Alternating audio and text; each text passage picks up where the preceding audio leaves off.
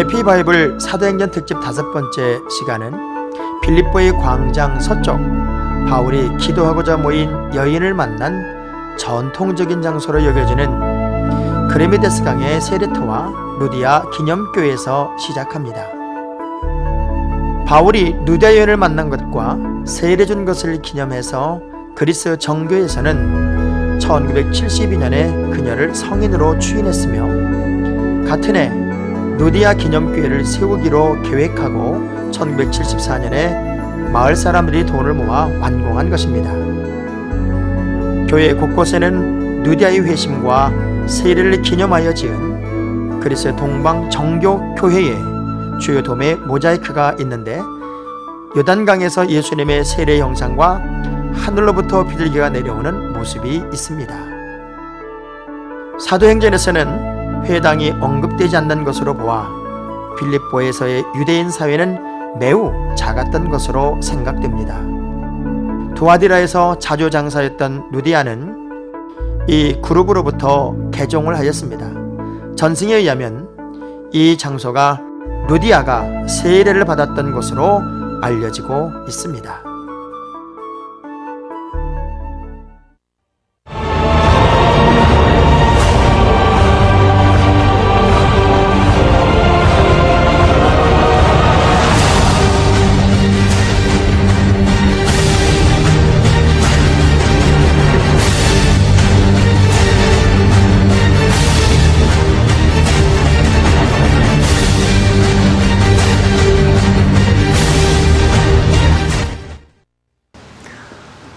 사도행전 해피바이블 성지 특집, 우리는 아주 감격적인 장소에 와 있습니다. 마게도냐의 첫 성 빌립보, 특별히 루디아를 만났던 그 아름다운 장소, 저 뒤쪽에 아름다운 물소리가 들리는 곳은 루디아가 세례를 받았던 장소, 그리고 제 오른쪽 조그맣게 돌기둥이 남아있는 곳은 이쪽 지역 사람들이 저기에서 루디아가 빨래를 했다 이야기하는 그런 어떤 유적의 장소. 어찌됐건 우리는 복음의 새로운 세계가 창조되는 거룩한 땅에 와 있습니다. 성지순례에 함께하는 우리들은 아마 시청하는 분들에 비해서는 훨씬 더 감동적이고 감격을 느끼는 자리에 사실은 저도 여러분도 와 있는 거죠. 여기는 바울의 2차 전도 여행이 시작되면서 특별한 의미를 갖는 장소이기도 하죠. 2차 전도 여행을 시작할 즈음에 바울과 바나바는 되게 싸웁니다. 그렇게 훌륭한 사람도 싸우는 걸 보면 여러분이 싸우는 건 별거 아닙니다. 바울과 바나바는 마가 요한을 데려가는 문제 때문에 성경적 표현에 의하면 심히 다투었다. 어지간히 싸운 게 아니라 대판 싸운 겁니다. 바울은 마가 요한을 더 이상 데려다닐 수가 없다. 왜냐하면 그는 중간에 복음 전하는 걸 포기하고 떠났던 사람이기 때문에. 그런가 하면 바나바는 자기의 친척이기도 하겠지만 어떻게 한 번에 그렇게 딱 끊을 수 있느냐. 그러니 마가 요한을 데려가는 것도 좋지 않겠느냐. 그 싸움 때문에 결국 바나바는 마가 요한을 데리고 구브로 섬으로 가고, 그리고 바울과 실라는 이제 새로운 땅으로 가게 됩니다. 그래서 이제 바울은 실라와 함께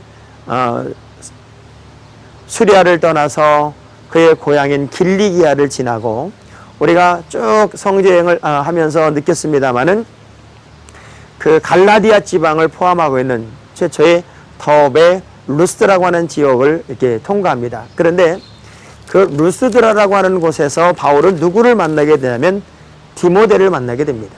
디모데를 만나게 되는데, 그 디모데는 그 당시에 엄마는 유대인, 또 외할머니도 유대인, 그리고 아버지는 헬라인입니다. 그래서 그 루스드라라고 하는 곳에서 디모데를 만나는 것은 1차 전도 여행 때 바울이 이 지역을 왔다 갔거든요. 아마 거기에서 그 디모데가 확실하게 예수를 영접하지 않았겠느냐 하는 추측을 합니다. 왜냐하면 새로운 땅에 바울이 들어가면서 많은 사람을 만날 때 특별한 단어를 씁니다. 제자, 뭐 특별한 어떤 기독교적인 용어를 써서 이 사람들을 만나게 되거든요. 근데 이 디모데는 어머니의 신앙을 물려받았다. 또 외할머니의 믿음을 물려받았다.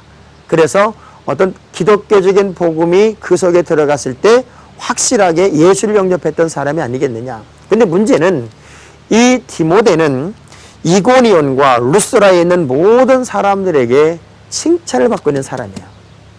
제가 늘 그런 생각을 합니다. 믿음이 누가 참 좋아지나 봤더니 인격적으로 잘 갖춰진 사람들은요, 신앙이 참 예쁘게 자랍니다. 그런데 그 인격적으로 잘 갖춰지지 못한 사람들은 참 전과를 많이 갖게 됩니다. 잘할 때는 아주 굉장히 잘하다가 또 어떤 문제에 빠질 때는 정신없이 문제에 빠지더라고요. 성경을 보면은 아주 성격이 차분하고 믿음이 쭉 성장하는 그런 유형의 사람들이 있는가 하면 하늘과 땅으로 간 사람들이 있습니다. 누굽니까? 베드로 같은 사람이죠.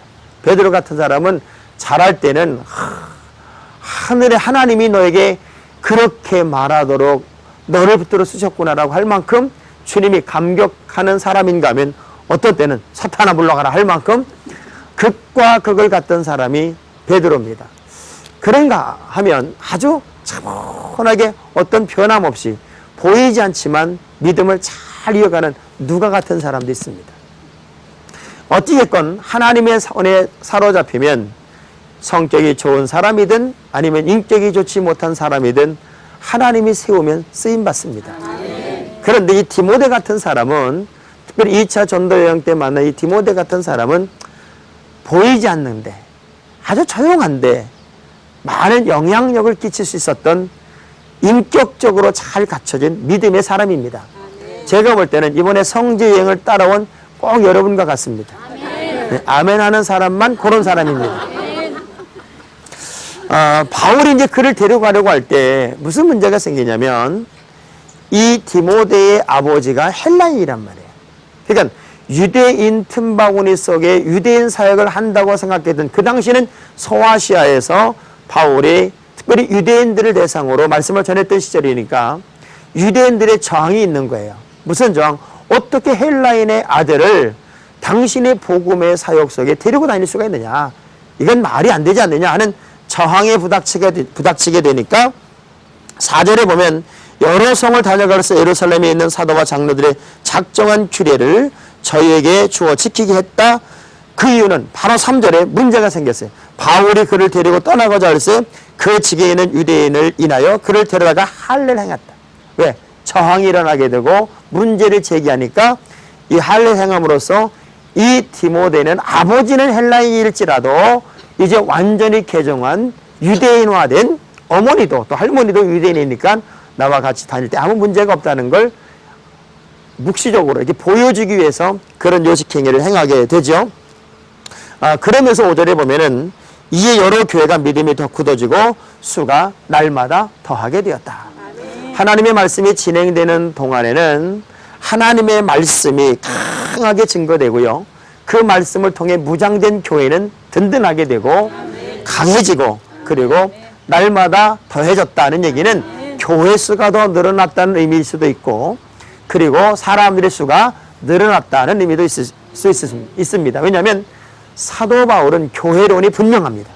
그래서 하나님의 교회를 세우는 것은 바로 그 교회를 통해서 하나님이 일하실 것이라는 사실을 분명히 알아요. 그래서 사도 바울의 평생 소원이 뭐냐면 교회 세우는 겁니다. 그것이 가정교회가 됐든 얼마나 많이 모이느냐는 중요한 게 아닙니다. 바울은 가는 곳곳마다 그 자리가 하나님의 교회가 되어야 되고 하나님의 임재의 장소가 되어야 되고 하나님의 경영하는 축복의 통로가 되어야 된다는 사실을 늘 가지고 있었어요. 그래서 이제 그가 아시아에서 이렇게 다니면서 참 복음의 열매가 많이 나타나거든요. 너무 신바람이 나는 거예요. 물론 저항도 있지만 복음의 열매, 제가 목회하면서 그런 거예요. 많은 사람이 뭐 어쩌저쩌니 해도 몇몇 사람이 은혜 받았어요. 그러면 그렇게 좋더라고요. 많은 사람은 아니어도 정말 거룩하게 변화되는 사람들이 나타날 때 주의 종은 살맛이 나고 신바람이 나는데 아시아에서는 이런 디모데 같은 사람도 만나게 되고 많은 복음의 열매들이 있어요. 그러니까 얼마나 신바람이 났겠어. 그래서 더 내가 이 아시아 지역 전 지역을 다니면서 복음을 전해야 되겠다. 그런 마음을 가지고 열심으로 특별히 갈라디아 땅을 돌아다니면서 이제 말씀을 전합니다. 우리가 갈라디아 땅을 돌아왔죠. 여기 성직 이렇게 객들은 갈라디아 땅을 돌아왔습니다. 이고니온 벌판을 지나서 그 비시디아 안디옥 그 주변에 이르는 전체적인 큰 땅덩어리를 갈라디아 지역이라고 말합니다. 그 갈라디아 땅 그 지역을 다 돌아다니면서 말씀을 전하려고 하는데 그 무시아를 앞에 이르러 비두니아로 가고자 했으되 바로 그 자리에 예수의 영이 성령이 자꾸 감동을 주는 거예요. 거기 가지 마. 거기 가지 마. 그러다가 무시아를 지나 드로아라고 하는 곳을 내려갔더니 이 드로아 저는 이제 드로아를 이전에 성지 때 한번 가봤는데 그 드로아의 바로 여러분 잘 아는 트로이 목마 있죠. 트로이 목마. 가보니까는 그냥 나무떼기로다가 목마를 상징적으로 크게 하나 만들어놨지. 그때 건 아닌 것 같아. 내가 봐도 너무 새 거야. 그 드로아를 내려갔는데 밤중에 환상이 보이는 겁니다. 그것도 너무 확연하고 확실한 환상이 보입니다. 근데 대부분 한국교회 교인들이요 착각하는 게 뭐냐면 환상과 꿈을 착각합니다. 어젯밤에 꿈을 꿨는데 그냥 뭐 뱀이 뭐고 칭칭 감았대나. 그래서 왜 그래요? 그랬더니 깨보니까 신랑이 발을 여기다 딱 올려놓고 자더래나. 어떤 사람은 뭐 꿈 얘기를 한참 하는데 막 꿈을 얘기하다가 깰 때쯤 되니까 강아지가 지나갔대나. 뭐 그런 거 이제 개꿈이에요. 환상은 내가 깨었을 때도 잔상이 남아서 뭔가 감동이 되고 이게 무슨 의미일까를 고민할 수밖에 없는 어떤 확연하게 느껴지는 꿈도 아닌 것이 꿈이고 꿈인 것 같은데 꿈이 아닌 것 같은 실제와 같은 어떤 하나님의 강한 메시지를 받는 게 환상이죠. 그 환상을 딱 받았는데 뭐라고 해야 되냐. 밤에 환상이 바울에게 보이니 마게도냐 사람 하나가 서서 그에게 청하여 가로되 마게도냐로 건너서 우리를 도우라 하거늘. 요 말씀 한 절을 가지고요 신학자들은 별의별 논쟁을 다 합니다. 왜? 건수를 만들어야 되니까. 지금 마게도냐로 오라고 손짓한 것은 이 사람이 마게도냐 사람인 것을 바울이 알아본 것은 첫째 음성 때문에 알아봤을 것이다. 또 음성론을 이야기하는 사람이 있고 말의 어떤 언어의 사투리 또 헬라어를 썼기 때문에 마게도냐 사람인 것을 바울이 환상 중에도 알았을 것이다. 또 어떤 사람은 마게도냐 옷을 입었기 때문에 그 사람이 마게도냐 사람인 줄 알았고 옷설. 또 어떤 사람은 이 사람의 음색이 또 그랬을 거예요. 그거 다 그만두고 내가 볼 때는 마게도냐로 오라고 그랬잖아. 그러니까 그 사람이 마게도냐에서 마게도냐로 오라 했으니까 마게도냐 사람이지. 그렇게 이해하면 좋을 걸. 뭐 헬라어를 썼니? 옷을 그걸 입었니? 하여간 참 희한하게 말거리를 만드는 사람이 있습니다. 우리 한번 옆 사람과 합시다. 말거리 좀 만들지 맙시다. 그대로 믿으면 얼마나 좋겠어요. 그래서 우리를 좀 도와줘라. 우리를 도와줘라 그랬으니까 마게도냐 사람이 분명한 거예요. 그래서 마게도냐로 오라는 소리를 듣고 바울의 마음속에 강력한 감동이 일어나는 거죠. 우리가 어떤 사역을 감당한다, 사명을 감당할 때 그게 내 힘으로 감당하는 건 줄 알았더니요 내 힘으로 감당되는 것이 아니라 성령의 능력으로 감당하는 거예요. 우리가 성령을 힘입지 않고는요 절대로 역사를 이룰 수도 없고 처음에는 뭐 남이 하니까 나도 한번 해보지 흉내낼 수 있고 기분 따라갈 수 있고 남이 하니까 덩다리 신앙으로 갈 수도 있겠지만 정말 거룩한 사명은 덩다리가 아닙니다. 진짜 사명은 영적인 능력이 내게 있어야 됩니다. 그래서 예수님이 왜 부활하시고 승천하시기까지 그 40일 동안 예수님의 메시지가 뭔 줄 아세요? 그 이전에 예수님 메시지는 회개하고 예수를 믿고 구원받으라는 거예요. 그런데 부활하신 이후에 예수님의 메시지는 거의 대부분이 뭐예요? 성령 받으라는 거예요. 거기서 말씀을 전하기 위해서 이제 며칠 동안 여기 머물렀다. 성경에 뭐라고 되어 있는가 하면 12절에 거기서 빌립보에 이르니 이는 마게도냐 지경 첫 성이요 또 로마의 식민지라 이 성에서 수일을 위했다. 이 수일을 위했다는 거 보니까 일주일이 지나진 않은 거예요.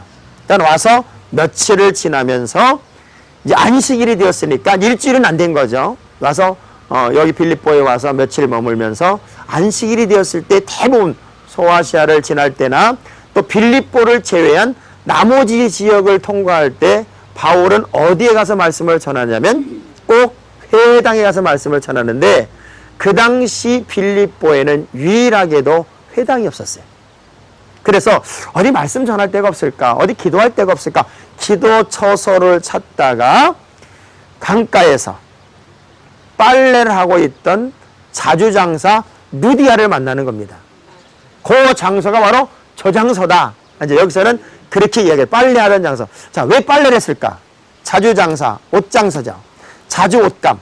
그러니까 우리가 이제 그 염색을 해가지고 옷에다가 염색을 들이고 나면은 몇 번이고 그 옷을 말리고 빨고 아멘 할 때까지 제가 말리고 빨아볼게요. 말리고 빨고 하잖아요. 그러니까 늘 빨래터에 있는 게 당연하죠. 근데 이 사람의 고향이 두아디랍니다. 거기에는 염직, 가공하는 그런 게 많았고 특별히 두아디라는 최초로 조합 형태, 그러니까 동업 형태의 그 어떤 조합들이 있었다고 그래요. 거기에 살던 이 누디아가 이제 여기까지 온 거죠. 그러니까 이 사람은 무역업을 했든지 아니면 전 세계를 다니면서 물건을 파는 특별한 사람이었든지, 그러니까 어찌됐건 신학자들에 의하면 이 누디아는 부자였을 것이다. 그야말로 여자 사업가였을 것이다. 그런 얘기를 참 많이 하죠. 여기 오신 분들 중에는 여자 사업가가 있는지는 모르겠습니다만은 누디아는 그렇게 바울을 만나게 되면서 바울에게 정말 소중한 사람이 되어주죠. 사역을 감당할 때 이런 마음일 것 같아요. 한 번도 안 와본 땅을 바울이 들어왔습니다. 한 번도 안 와본 땅을 바울이 들어왔을 때, 야, 여기에도 내가 복음을 전할 때 그 복음을 받아들일 수 있는 사람이 있을까? 얼마나 고민했겠어요.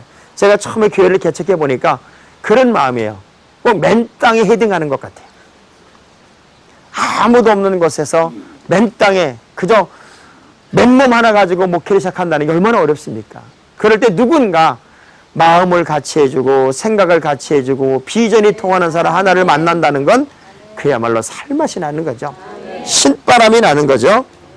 그래서 14절에 보니까 두아디라 성의 자주장사로서 하나님을 공경하는 누디아라고 하는 한 여자가 바울이 전하는 말씀을 듣다가 주께서 그 마음을 열어 바울의 말을 청종하게 하신지라. 그래서 저와 그 집이 다 세례를 받고, 우리가 얼핏 생각할 때 누디아는 혼자 싱글 여자인가? 싱글이 아니죠. 왜? 저와 그 집이 다 세례 받았다는 거 보니까 믿음이 좀 시원치 않은 나머지 식구 이름은 안 나타나고 대표적 이름 하나 나타나는 거죠. 그 루디아의 대표성을만 이야기하고 그 세례받은 장소가 바로 여기 물이 막 흐르는 요 강가다. 이제 지금 여기서 그렇게 이야기하는 거예요. 우리가 얼마나 귀한 장소에 와서 지금 이 이야기를 나누고 있습니까? 그래서 세례를 다 받고 만일 나를 주 믿는 자로 알거든 내 집에 들어와 유하라 강권했습니다. 그래서 사도 바울이 이 누디아의 집에 일행이 함께 들어가는 거죠.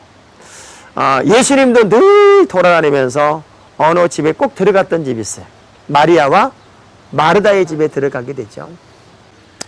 정말 그 바울은 누디아를 만남으로써 이 마게도니아의 복음 사역을 향한 어떤 용기와 자신감과 희망을 가졌을 겁니다.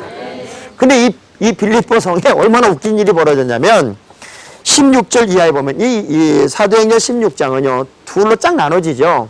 하나는 1절부터 15절까지 아시아 사역입니다. 아시아 사역이라면 그 11절부터 10절까지가 아시아 사역이라면 11절부터는 유럽 사역으로 넘어가는 거거든요.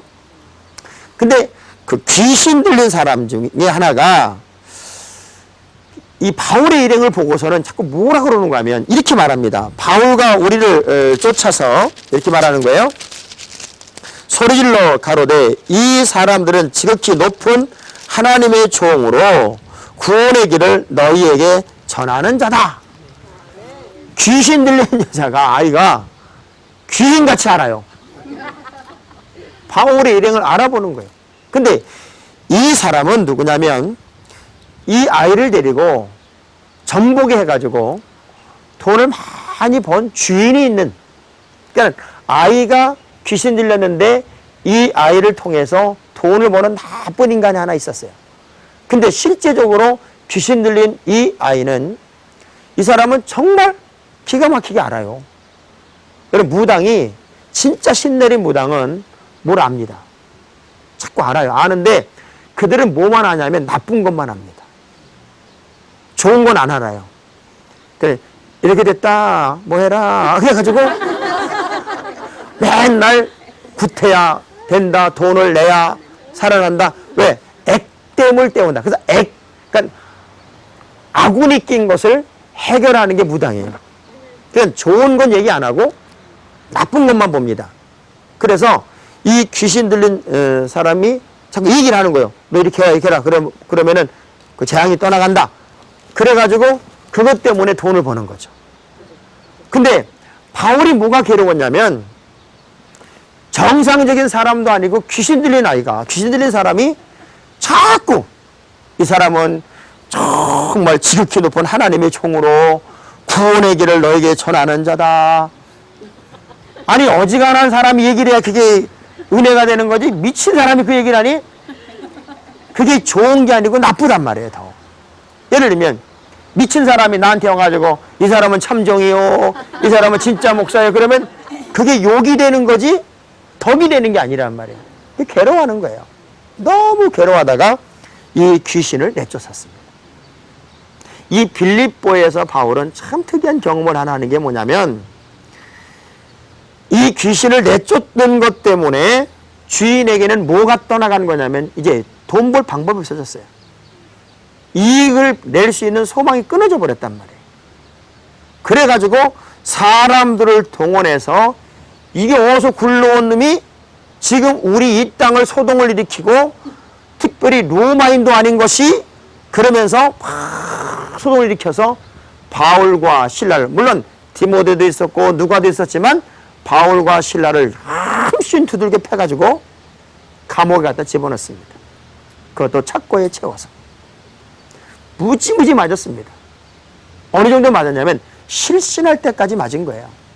실신할 때까지 맞고서는 감옥에 갇혀서 이제 밤중쯤 되었을 때, 아주 늦은 밤중쯤 되었을 때 이제 그 실신에서 깨어나는 거죠. 깨어나면서, 참 저는요, 믿음의 사람들의 강력한 능력을 여기서 봅니다. 밤중에 깨어나면서, 주여, 이게 뭡니까? 환상에서 성령이 인도해서 내가 여기 갈아서 갔고, 나는 다른 데 가고 싶지만 주의 명령 따라 여기 왔는데 어째 두들겨 팹니까? 어째 얻어 터지게 하셨습니까? 그렇게 말하지 않고 그 밤중에 감옥에서 찬송을 불러. 찬송을 불러요. 그것도 간수 중들이 다 듣도록. 그냥 찬양을 불리는데, 찬양을 부르다 보니까요, 얼마나 찬양의 능력이 강하고 영적인 능력이 강했냐면, 찬송 부르다가 막 지진이 나버리고 옥문이 흔들리고 빵빵 문이 열리더니 착고가 풀려버리고 문이 퐁퐁 열리니까 이 지키던 간수들이 간수장이 얼마나 놀랬겠어요. 문이 확 열려버리니까.